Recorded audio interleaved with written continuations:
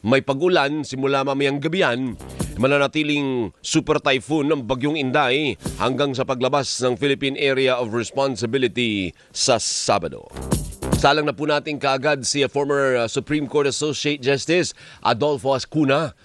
Isa po sa bumalangkas ng 1987 Constitution. Magandang umaga po sa inyo, Justice. Magandang umaga po naman sa inyo. Salamat po.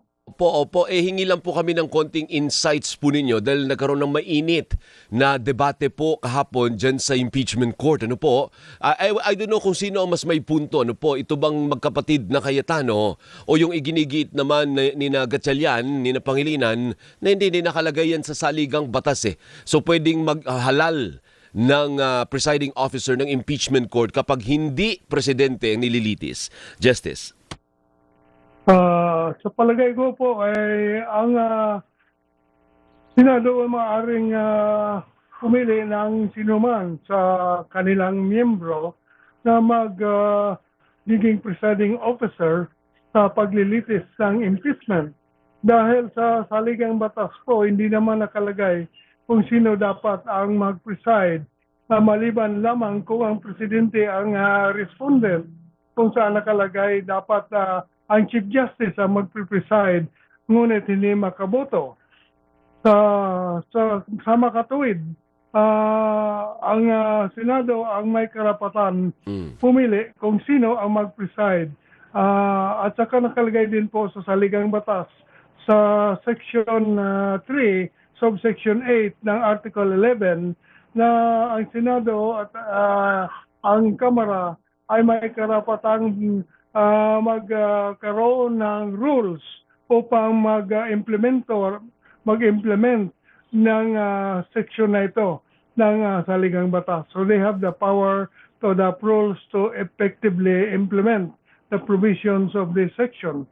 So kasama po ang rule-making power ng Senado, ang role kung sino ang mag-preside sa impeachment trial. So ano po ang masasabi ninyo, Justice, doon sa ipinresent na deliberation ng magkapatid? Ano po? And true enough, pag hindi daw klaro kasi, basahin ninyo yung deliberation nung nagbalangkas. Kasali po kayo doon, Justice, although hindi kayo nabanggit doon sa conversation, o hindi sina Davide at saka si Munsod, ano po? May bali ba yun na yun ang kanilang intensyon nung ginawa nilang provision na yun ng saligang batas? Palagay ko po yung interpretasyon dyan marami pong posibleng interpretasyon, ngunit ang provision ng saligang batas ay maliwanag po Hindi na kailangan interpretasyon yan The Senate and the House, pareho, they have the power to adopt rules to effectively implement the provisions of this section. And question of who will preside is part of that rule-making power. Ibig niyo sabihin, Justice, kung talagang importante para sa mga bumalangkas ng konstitusyon yung bagay na yon, o di dapat nilagay nila yun ng malinaw, the fact na hindi nila nilagay ng malinaw, o di ibig sabihin, pwede. Ganun bang ibig niyo sabihin, Justice? Opo, hindi na po kailangan ilagay yan dahil meron namang mga parliamentary practice na kung saan talagang the chamber has the power to adopt rules regarding who will preside in its proceedings. Pero pwede naman, kung gusto po ng magkapatid na Cayetano, pwede naman pong dalhin ang usapin sa Korte Suprema Justice, ano po? Pwede rin, pero sa tingin ko hindi makilahok ang Korte Suprema sa bagay na yan dahil maliwanag na karapatan ng Senado yan at ito isang political question. Opo. So ibig sabihin kahit dalhin mo yan sa Korte Suprema, baka hindi din resolbahin ng Korte Suprema dahil magkapantay sila na branch ng gobyerno, Justice? Opo, separate institution at yun ang tinatawag na political question. Matters left entirely to the discretion of one department. Opo. Hindi dapat makilahok yung other departments. Opo, ay kaya din siguro hindi pa dinadala sa Korte Suprema ng magkapatid kasi baka yun din yung kanilang pag-iisip. Ano po? So let us set that aside, Justice. Doon naman po sa issue ng threshold, ano po, yung two-thirds vote, ano po, saan ba ibabangga po yun? Sa 24 sa palagay ninyo o sa 23 lang, ay 21 lang ngayon? Kasi isa nagtatago, dalawa nakakulong. Regarding the voting threshold, maraming nagtatanong kung nagbago ba yung kailangan na boto na kailangan mag-convict ng isang respondent sa ating impeachment. Palagay ko hindi rin nagbabago yan dahil miyembro pa rin siya ng Senado at ang basihan ay ang members of the Senate. So nanatili silang miyembro ng Senado, dapat kasama sila sa pagbilang ng two-thirds na kailangan sa voting threshold to convict the respondent. Opo. So paano yung stand ninyo? Kailangan tama si Senate President Cheese, si Presiding Officer Senator Cheese, Justice? Alin pa? Tama po siya na 16 ang kailangan to convict? Alin ang kailangan? 16 po, Justice, ang kailangan to convict. 16 po, dahil 16 talaga. 24 ay 16. Opo, pero hindi ho ba unfair naman yun kung may tatlo na hindi naman nag-participate and yet ibabangga dun sa 14? Ano po, naalala ko ang sabi dati ni former Senate President Franklin Drilon, paano kung ang natira na lang ay 14 o 15 na lang? For whatever reason, nagkasakit o nasuspinde, di imposible na pong magtanggal ng isang impeachable official kasi kailangan talaga ng 16, Justice. Regarding din sa mga nasususpinde o kaya nagtatago, kaya nagkasakit at hindi maaaring sumama sa deliberasyon sa Senado, iba po yung question kung maaari ba silang bumoto o yung in question na kasama ba sila sa pagbilang ng two-thirds vote to convict. Po. So, totoo hindi sila maka-participate sa pag-deliberate. Hindi sila maaaring sumama sa debates dahil nagtatago sila o kaya detinado. So, sa pagbutuhan, hindi sila kasama. Ngunit sa pagbilang sa two-thirds, kasama sila. Tama po. O, senador pa rin sila. Tama po, Justice. Ang ibig niya lang sabihin is, halimbawa, ang naiwang senador na lang na existing, for whatever reason, yung iba nakulong, iba nagkasakit, halimbawa lang po, 15 lang o 14 lang. So, ang ibig niyo po bang sabihin, imposible ka na ngayon magtanggal ng isang impeachable official dahil hindi kayo abot ng 16 sabi ninyo, ang pinaka-threshold, 16, hindi ho ba? Paano yan kung ang naiwan na lang senador ay 15? Di ibig sabihin, hindi kayo makakapagtanggal ng impeachable official? Ang interpretasyon ko dyan is not based on the 24 all the time. It's based on the number of members of the Senate at any given time.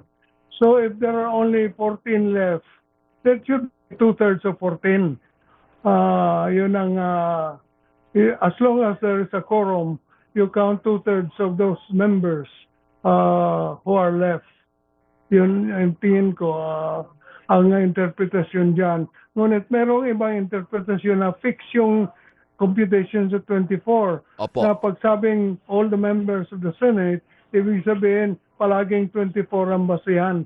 I don't believe that. I think it is the actual members.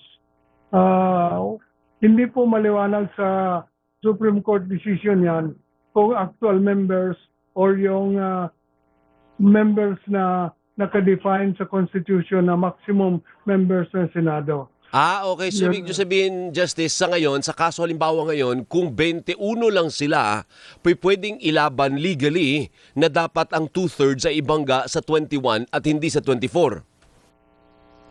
Hindi po, dahil ngayon 24 pa rin ang members of the Senate. It's the one that will lessen that is death, resignation, or removal. Yun lang. Okay. So, 24 Opo. pa rin sila. It's just that indisposed. Yung tatlo, yung dalawa nakakulong, yung isa naman nagtatago. Pero, senador pa rin sila. Yeah, that's what you're saying. Opo, correct. Senador pa rin kasama sa pag-compute. Opo, ngayon, ibang usapan po kung may namatay, may permanently incapacitated, may na-remove from wherever sa serbisyo. Ibang usapan po yun. Ibig sabihin, hindi na talaga abot ng 24 ang ating mga senador. Opo, hindi po ibig sabihin na hindi na sila kasama sa pagbilang dahil senador pa rin sila. Ngunit hindi sila maaring bumoto. Hindi sila kasama sa proceedings dahil wala sila, absent sila. Pero kahit na absent sila, senador pa rin sila. Opo. What about doon po sa panukala ni Senator Cayetano na hilingin po sa Sandigan Bayan kung pwede pong mag-participate o manood ng hearing yung dalawang nakadetining senador? Sa palagay po ninyo, pwede pong gawin yun? Mag-participate din po sila at pupunta sila sa Senado pag may pagkakataon o malabo po yun? Sa Senado po yan, sa rules nila kasi ngayon, kailangan physical presence upang mag-participate sa paglilitis. Kaya hindi pwedeng mag-participate yung nakadetain dahil absent sila. Ngunit maaaring baguhin nila yung rules. Kung sakali, maaaring sabihin ng rules na a member can participate by online participation through digital or online participation at kung papayagan yun ng authorities ng prison, for instance, maaari yun. Pero sa ngayon, hindi pwede yun sa kasalukuyang rules ng Senado. Kailangan physical presence to participate in the proceedings. Thank you. Justice, maraming salamat po sa insights po ninyo. I'm so happy na ang galing nyo pa rin sumagot, Justice. Ano po't napakabait. Thank you po. Maraming salamat po. Napaka-patient. Thank you din po. Thank you. Mabuhay ka si retired Supreme Court Associate Justice Adolfo Ascuna. 80 plus na si Justice, ha? Ang sharp pa rin po yung mind. Ang galing, isa po sa bumalangkas yan sa 1987 Constitution. So, ang posisyon ni Justice, hindi nakalagay O di siya pwedeng maghalal, hindi nakalagay sa saligang batas . Akala ko talaga may bali yung mga deliberation na yan para makuha po yung intent ng framers ng Constitution. Tama nga naman, kung talaga importante yun, di dapat nilagay yun sa saligang batas. Di ba?